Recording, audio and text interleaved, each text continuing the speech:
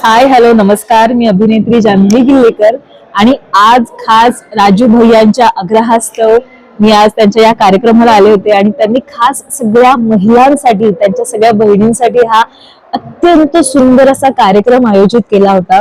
आणि खरंच महिलांना इतकं कौतुक आहे भैयांचं आणि इतकं प्रेम दिलं आज महिलांनी, त्याच्यामुळे अगदीच काही वेगळं सांगायची गरजच नाहीये. आणि हे ते नाही तर राजू भैयांनी आतापर्यंत जी काही कामं केलेली आहेत त्यांच्या या भागासाठी, त्या सगळ्या कामांसाठी, त्यांनी केलेल्या कामानिमित्त सगळ्या महिला त्यांना आशीर्वाद देण्यासाठी आज आल्या.